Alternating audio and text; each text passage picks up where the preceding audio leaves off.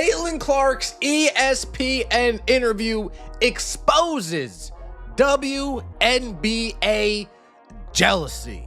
There was actually a report that came out today that says that the 2026 season will be Kathy's last season. Alexa Philippou said conversations with more than 20 stakeholders in and around the WNBA offer a general belief that for as much business growth as Cathy Engelbert has overseen, she's not the right person to navigate the demands of the league currently faces. Caitlin Clark's power explodes as WNBA leadership falls. Caitlin Clark did not ask to become the most powerful player in the WNBA. But every sold-out arena, every ratings spike, and every controversy has pushed her closer to that position. Caitlin Clark, on a vote by WNBA players, was voted the 11th best guard in the sport.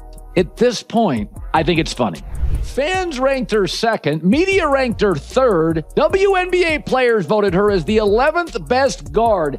Indiana's scoring 94 a game. It's the highest in 16 years. She's the number one shooter, distributor, play initiator, playmaker. She's 11. She's fourth in the league in scoring, second in assists, and she's the 11th best guard. I mean, the animosity toward Caitlin Clark, it's so petty. Now, as serious questions grow around WNBA Commissioner Cathy Engelbert's future, the people who tried to minimize Clark's influence may be forced to watch the entire league move toward her. Because this is no longer just about basketball. It is about who becomes the face of the WNBA. And whether certain players, presenters, and executives like it or not, the audience may have already made that decision. The latest controversy began when WNBA presenters discussed the league's growth, attention, and future momentum without mentioning Caitlin Clark. Not once. Player that's most likely to launch a successful company is who? Ooh. Honestly, I'm going to say Paige Beckers. She knows what to say. She's genuine. If she put her mind to wanting to start a business and a brand, she'd nail it. Nneka Ogwumike. She's already been able to handle every business aspect of the league, so Nneka. They praised other players and talked about the future of the league. But somehow, the player attracting one of the biggest audiences in women's basketball disappeared from the conversation. Then fans noticed something else. A commemorative poster celebrating the WNBA reportedly included newer stars such as Paige Beckers and Angel Reese. But Caitlin Clark was missing. One omission could be an accident. The WNBA, they just keep driving into a wall at full speed with Caitlin Clark. They now have a commemorative poster of 30 years of the WNBA. Caitlin Clark's not on it. And it's not just like an ode to the veterans that started the league. Paige Beckers and Angel Reese are on it. And Caitlin Clark's not. When she broke into the league, you moved her road games to bigger arenas to accommodate the fans, and she's not on the 30-year poster. I mean, recently there were TV games. Hers got double the rating of A'ja Wilson, the best player in the league, the 3-time champ and the 4-time MVP. Double the rating. This is a paranoid, weird, insular league. But when the league's biggest audience draw repeatedly disappears from discussions about growth, people start wondering whether it is a deliberate choice. This is the same player whose road games have been moved into larger arenas to handle demand. The same player whose highlights dominate YouTube, social media, sports radio, and television. The same player bringing casual fans into the WNBA for the first time. Sponsors understand it. Broadcasters understand it. Ticket sellers definitely understand it. But parts of the WNBA still appear uncomfortable saying it publicly. Caitlin Clark is already functioning as the face of the league. That does not mean she is the only great player. It does not erase the championships, MVP awards, and years of work from the stars who built the WNBA before she arrived. But being the face of a league has never meant being the only talented athlete. It means being the person casual viewers recognize, the person sponsors want, the person television networks believe can hold an audience. And right now, Caitlin Clark moves attention at a level the WNBA cannot afford to ignore. The story becomes even bigger when you connect Clark's growing influence to the leadership crisis surrounding Cathy Engelbert. The supplied material discusses reporting that the 2026 season could be Engelbert's final year as commissioner. There was actually a report that came out today that says that the 2026 season will be Kathy's last season. Alexa Philippou said conversations with more than 20 stakeholders in and around the WNBA offer a general belief that for as much business growth as Kathy Engelbert has overseen, she's not the right person to navigate the demands of the league currently faces and what its stakeholders now need. I do think Kathy thinks, well, she's done her job, she's got us financially set up in the right way. It's the other pieces that we're talking about. Jeff Hunt, who is a specialist in crisis and reputation management, who has previously worked with the MLB, ATP, WTA, the PGA Tour, he said the hole has just gotten so deep. She's in a place now where I don't really know what she does. That has not been confirmed as an official firing caused by Caitlin Clark. Clark did not personally remove Engelbert, but her name continues appearing in discussions about Engelbert's leadership. And that tells you how important this situation has become. The reporting referenced conversations with more than 20 people connected to the WNBA. The general belief was that Engelbert had helped oversee major business growth, but might not be the right leader for the problems the league now faces. Critics also questioned whether she had built enough trust with players, and some reportedly found it strange that she had not developed a stronger relationship with Caitlin Clark. That could become one of the defining issues of Engelbert's time as commissioner. The WNBA finally received a superstar capable of pulling millions of new eyes toward the league. But instead of fully embracing that opportunity, the league often appeared divided over how much credit Clark deserved. Engelbert has defended her record. She said she felt fortunate to lead the WNBA during a period of hypergrowth. She credited the players for the product they were delivering. She said the league's strategy was working. And she spoke about listening to players and improving communication.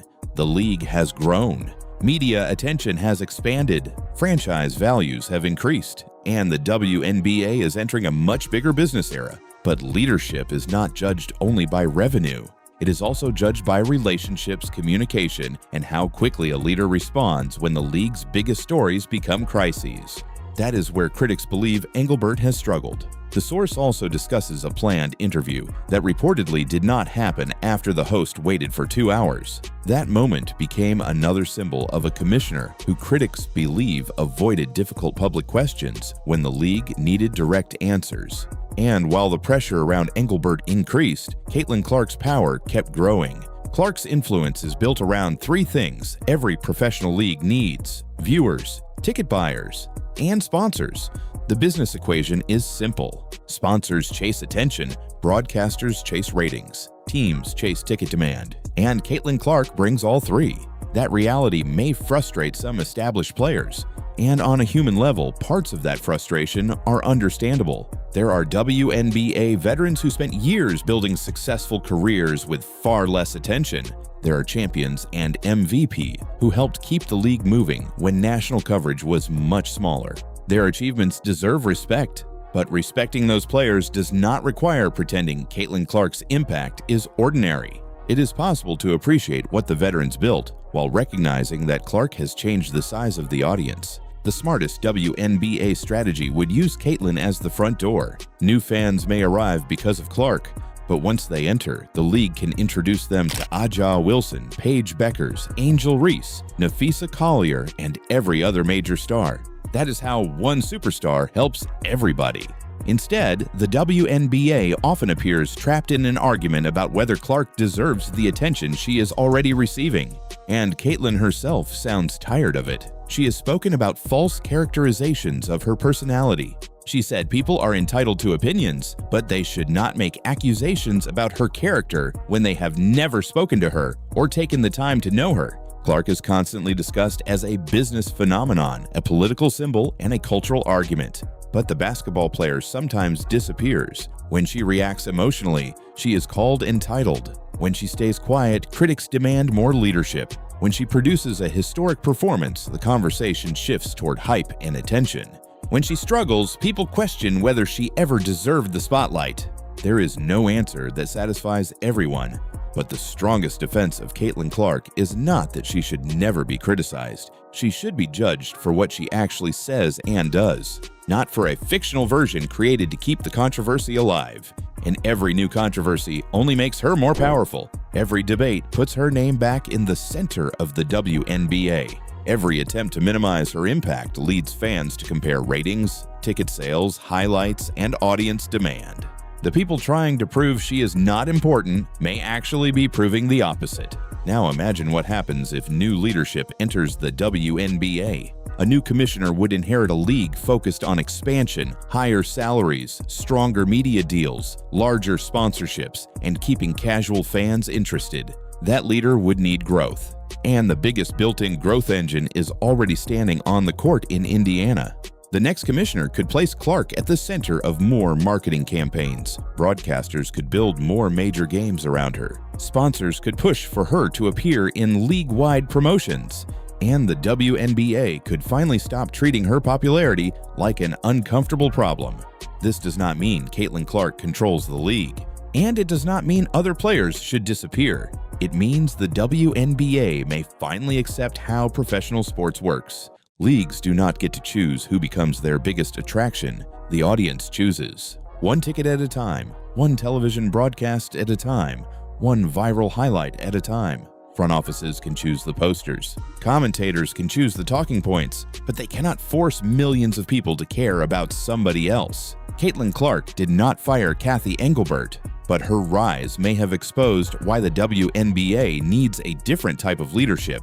The next commissioner will face a simple choice: keep fighting the league's biggest source of attention, or finally build around it. So should the WNBA officially make Caitlin Clark the face of the league? Or would placing one player at the center create even more division? Comment C for Caitlin and tell me what the new WNBA leadership should change first.